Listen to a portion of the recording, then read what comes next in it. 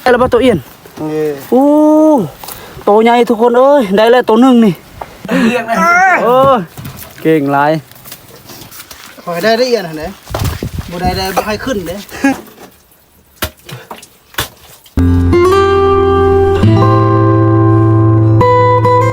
มาเบิ่งอันนี้ เขาเจ้าได้เพิ่นว่าสิอันนี้เอาน้ำแต่น้ำอันนี้น้ำสร้างออกเนาะเพราะว่าน้ำมันเปื้อนแล้วก็ฟิกขี้พุ่นนะก็สิได้สะน้ำสร้างแล้วก็สิได้ขุดอีกเนาะขี้ต้มกระลายทุกคนเนาะนี่เดี๋ยวมาเบิ่งน้ำกันทุกคน มาเบิ่งน้ำกันเนาะนี่เขากำลังเริ่มเฮ็ดเวียกอยู่เอากับสบายดีแล้วก็สวัสดีพ่อแม่พี่น้องเบิดสุขุสุขคนเนาะมื้อนี้ก็หมู่บ้านเฮาหรือว่าคนทางบ้านเฮาก็ได้มาซอยกัน ขุดน้ำสร้างเนาะหรือว่าสระน้ำสร้างเพราะว่าน้ำสร้างบ้านเฮานี่ก็เฮงเล้งแหละทุกคนเนาะก็ได้ขุดไม้แล้วก็สิได้อนามัยเนาะ น้ำในสร้างแล้วก็ยั่งหน่อยเดียวทุกคนเนาะก็สิได้สาดน้ำสร้างออกแล้วก็สิได้ขุดเด่นเนาะขี้ต้มกะลายทุกคนเนาะมีแต่มองเดียวนี่แหละทุกคนเอ้ยบอนพึ่งพาอาศัยน้ำกินนี่แหละหมู่บ้านเฮาก็มาตักทางพี่เนาะก็เลยได้มาอนามัยซอยกันเฮ็ดนำกันเนาะความสามัคคีปรองดองนี่แหละเนาะไปทุกคนมีแต่ว่าไปติดตามรับชมรับเบิ่งนำกันเนาะมาฮึบใช่ป่ะปากกระโดดอยู่นี่บ่เรียบร้อยแล้วทมเรียบร้อยแล้วยามนะแข่งตายมัน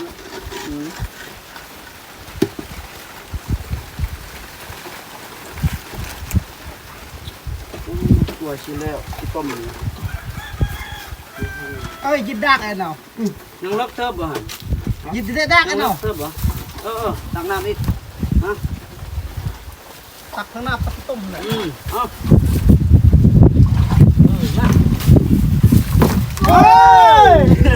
โอ้ยมากได้ได้โอ้ยคนจุ่มลงอาบน้ำกินต้มเหลือจุ่มลงเลยจุ่มลงเต็มเลยอันนี้จุ่มอีกขึ้นจุ่มอีก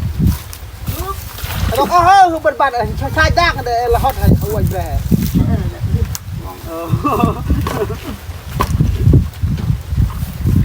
มาว้าสองใบโลโก้ยาวผมมีขุดน้ำสร้างบ้านผู้โฮมเฮาเนี่ยผมมีน้ำกินคนบ้านก็ถามอยู่นี่คนบ้านเนี่ยมาตั้งน้ำสร้างบนเดียวเนี่ยน้ำกินอะไรก็ซอยกันเอ้ามันไม่ขึ้นปลาว่าปลากระเดิดเนาะมาเบิ่งใส่โอ้ปลากระเดิดเอ้าเจ้า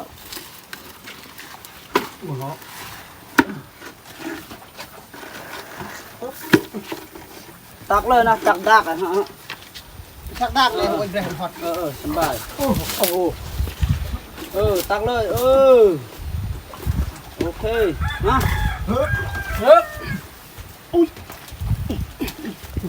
เต็มแล้วนะน้ำที่ของที่ทุ่งบลายขึ้นชิบช่องชี้เอาเลยมัดยาเลี้ยวเด้เป็นยาก้ามนะตักอีกที่ต้มนี่พิลึกพิโลโอ้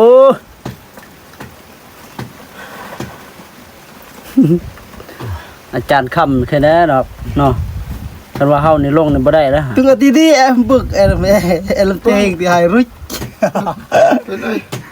ครับได้เลยความลึก4 เมตร4 เมตร5 เมตรนี่แหละขี้ต้มกันยังไรขึ้นอยู่บ่ อ้าวเฮ้ยเอ้ยเอาเลยเอ้ยคู่นี่ โอเค เลยกระยามันนะเงินคู่เอาคู่ก็ทิ้งแล้ว สระน้ำสร้างจอยาวสระน้ำสร้างนี่ขุด โอ้หนักอีกแหมเรากีบ โอ้น้ำสร้างนี่ปลาก็มีเขียดก็มีกบก็มีเนาะโอ้เลิกเลยเนาะบ่ได้เปลี่ยนกันได้ให้บ่ได้อยู่เลยได้อยู่หั่นได้ ก็ได้ ในแววอยู่จะไปจ้า เกือบแล้วเด้ หามินมาตัดใบกล้วยใบกล้วย เอา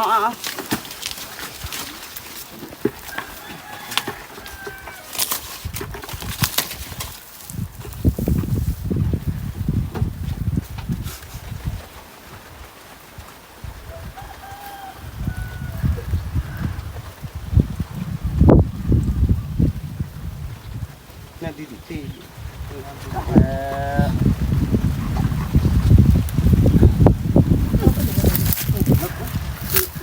ได้บ่5เม็ดบ่ฮอดดอกบ่เนาะ4เม็ดเนาะ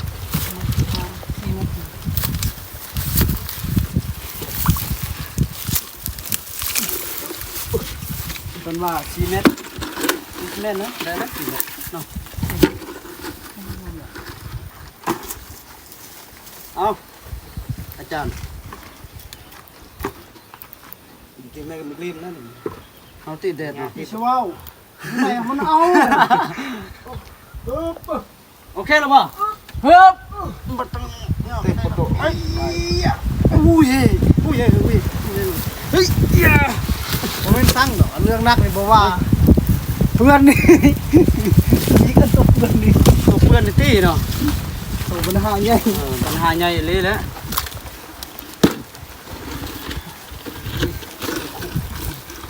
ได้อาบน้ำที่ต้มแล้วเฮานี่เอาเด้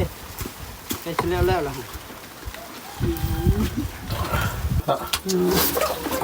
วิทย์เลยเด้ ใช่เลยเดิมเลย โอ้มันรอดอก ตอนตอนแต่ตนง เนาะ บ่มีหรอก ฮู้หั่นบ่ทันได้โอ้บ่แม่นโอ้เอียนสิ มันสิเจาะจะได้แข็ง ตกเด้อจังได๋เด้อ จุก จักโตประมาณเอียนอยู่หั่นหั่น 30 จุกมา 30นี่พอดีละ2โล3โลเอ้า หมื่น เอาเนาะอย่าเลยต้องแกะเลยดิ แก่เลยกูมันจะหมดเลย อย่าหมดเลยเด้ขี้ต้มน่ะ หมดเลยคือเลยดอก โอ้จับเอียนบ่ได้ Ayam sedap. Maklum. ขอให้ได้อีกอันหั่นเด้บ่ได้บ่ให้ขึ้นเด้ จับให้ได้เอียนหั่นได้อย่าให้หลุดมือเด้อ Nè bơ. โอ้ ดุ้ง จะเว้รับจะเว้เอ้ยคู่จะเว้แล้วนะตอนไหนอยู่ไหนพุ่นละหมด เอาถ้วยนะตักหั่นสิเอาเอ้ย Dung hết là bơ. นี่เจ้ามันเป็นสดาละ Ừ. อีฮ่า Ở đây. ตกเด้อ Mình cái lương là.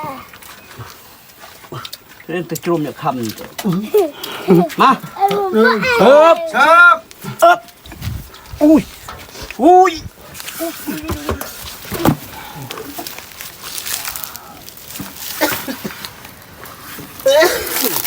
อ้ต้มนะเหนียวขนาด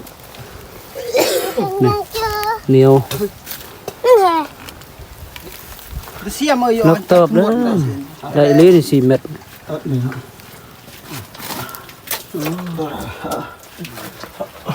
ปรึก 4เม็ด Bắt đầu bà. เอาเลยเบรนมือละ บาราได้ปน โอ้ได้อยู่ผู้เดียวเลยเอ้ยโอ้เก่งหลาย Dụ nào ấy. โอ้ต้มเหนียวเนาะนี่เนาะ โคตร อีหยังนี่ฮะป้าบ่เครียดตีนี่เอาบ่นี่เอาตัวเครียดนี่ได้ตัวเครียดเอียนบ่ทันได้ทุกคนเลยเฮ้ออาจารย์คำว่ามีเอียนอยู่หัน30โตเพิ่นว่าจักแม่นจักบ่มีทั้งเอียนมีทั้งป้าทั้งกบทั้งเครียดเพิ่นว่า กบเขียดบัตตื้อ ต้มเนี่ยพี่ลึกพี่โลมันลายใส่ชิแล้วทุกคนนะ กูจูฮูเนาะเนาะดุง จับมันโนด ใส่เอียนใส่ บ่ทันได้ บ่ทันได้บ่แค่ละบ่ตัวเอียนโอ้โตใหญ่ทุกคนเอ้ยได้แล้วตัวหนึงนี่ยังสาวเก่าโตนี่เพิ่นว่า30โตเด้จากเม็ดจากบ่อเนาะได้แล้วทุกคน บี้ บี้พ่อนี่บ่เอียนตี้นี่เล็กออกเอียนแล้วตอนแรงนี่เนาะ บี้เอียน นี่เล็กออกเอียนแล้วตอนแรงเอาคู่ลงเลยเอาคู่ลงเลยบ่ ชิลึกเกานี่ขุดเรียบร้อยแล้วบัดนี้ตักขี้ต้มเรียบร้อยแล้ว เดี๋ยวนี้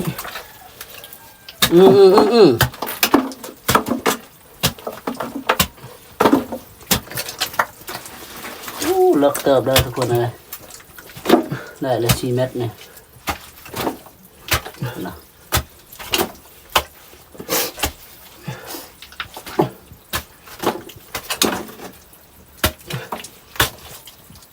ว้าตัวเดียวแล้วเอียนหันเนาะ นี่เถือ มีแต่ตัวเดียวแล้วได้ว่า30ตัว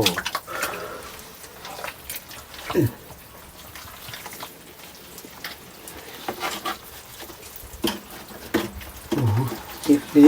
ติดแล้วเว้ย ติดขนาด ติดแล้ว แล้วลุนปตี ทอกเนี่ย ขึ้น เรียบร้อยแล้วบ่ ปึ๊บ เรียบร้อยแล้วทุกคนทางอันนี้เฮาสระน้ำแล้วก็เฮาได้ขุดเนาะเพราะว่าขี้ต้มนี่หลายทุกคนนะจนว่าเพียงเอวทุกคนขี้ต้มนี่เพียงเอวนี่แต่พี่นี่แล้วก็ ได้อันนี้เอาขี้ต้มออกแล้วก็ได้อันนี้ขุดใหม่เลิกเติบเลยนี่นะได้4 เม็ดทุกคนนะหากันแล้วทุกคนนะเนาะขุดมาเนี่ยไล่มากับอันนี้ขุดแล้วก็ได้สระเนาะได้สระน้ำออกจากน้ำสร้างแล้วก็ได้ขุดอีกเนาะขี้ต้มโคตรหลายเลยทุกคนเลยเพียงเอวพุ่นแหละทุกคนเนาะโดยการสำหรับคลิปนี้ว่าสิก็ได้อัปเดตสำนี้ไปก่อนเนาะทุกคนเนาะขอบอกขอบใจหลายๆพี่น้องทางลาวแล้วก็พี่น้องของไทยเบิดสู่คู่สู่คนเนาะที่เข้ามารับชมเนาะ